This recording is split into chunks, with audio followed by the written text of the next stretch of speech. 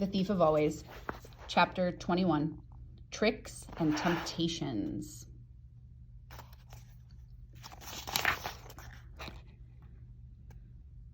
"You've done well," said the smiling face awaiting at the top of the stairs. "I wondered where you'd gone to," Harvey said to Rictus. "Always ready to serve," came the unctuous reply.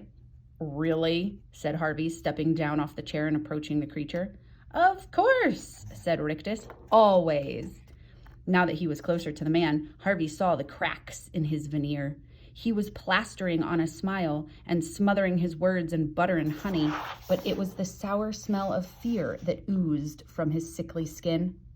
"You're afraid of me, aren't you?" Harvey said. No, Rictus insisted. "I'm respectful, that's all. Mr. Hood thinks you're a bright boy. He's instructed me to offer whatever you want to make you stay." He spread his arms. "The sky's the limit." "You know what I want." "Anything but the years, thief. You can't have those. You won't even need them if you stay and become Mr. Hood's apprentice. You'll live forever, just like him." He dabbed at the sweat beads on his upper lip with a yellowed handkerchief. "Think about it," he said.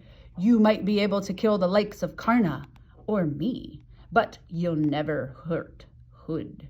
He's too old, too wise, too dead." "If I stayed," Harvey said. Rictus's grin spread. "Yes," he purred. "Would the children in the lake go free?" "Why bother about them?" "Because one of them was my friend," Harvey reminded him. "You're thinking of little Lulu, aren't you?" Rictus said. "Well, let me tell you, she's very happy down there. They all are." "No, they're not," Harvey raged. "The lake's foul, and you know it." He took a step toward Rictus, who retreated as if in fear of his life, which perhaps he was. "How would you like it?" Harvey said, stabbing his finger in Rictus's direction. "Living in the cold and the dark." "You're right," said Rictus, raising his hands in surrender. "Whatever you say." "I say set them free now," Harvey replied. "And if you won't, then I will."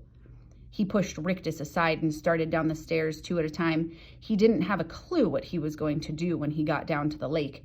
Fish were fish, after all, even if they'd once been children. If he tried to take them out of the lake, they'd surely drown in the air. But he was determined to somehow save them from Hood. Rictus came after him down the flight, chattering like a clockwork salesman. What do you want?" he said. "Just imagine it and it's yours. How about your own motorcycle?" As he spoke, something gleamed on the landing below, and the sleekest motorcycle human eyes had ever seen rolled into view. "It's yours, boy," Rictus said. "No thanks," Harvey said. "I don't blame you," Rictus said, kicking the motorcycle over as he sailed past it. "How about books? Do you like books?" Before Harvey could reply, the wall in front of him lifted like a great brick curtain, revealing shelf upon shelf of leather-bound volumes. "The masterpieces of the world," Rictus said, "from Aristotle to Zola. No?" "No," said Harvey, hurrying on. "There's got to be something you want," Rictus said. They were heading toward the final flight of stairs now, and Rictus knew he didn't have very long before his prey was out in the open air. "You like dogs?" Rictus said, as a litter of yapping pups scampered up the stairs. "Pick one. Hell, have 'em all." Harvey was tempted, but he stepped over them and on.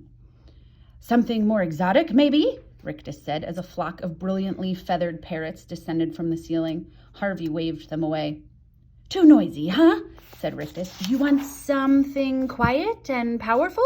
Tigers! That's what you want, tigers!" No sooner said than they padded into view in the hallway below. 2 white tigers with eyes like polished gold. "Nowhere to keep 'em," Harvey said. "That's practical," Rictus conceded. "I like a practical kid." As the tigers bounded off, the telephone on the table beside the kitchen door began to ring. Rictus was down the flight in 2 springs and at the table in another 2. "Listen to this," he said. "It's the president. He wants to give you a medal." "No, he doesn't," Harvey said, tiring of this rigmarole now. He was at the bottom of the stairs and crossing to the front door.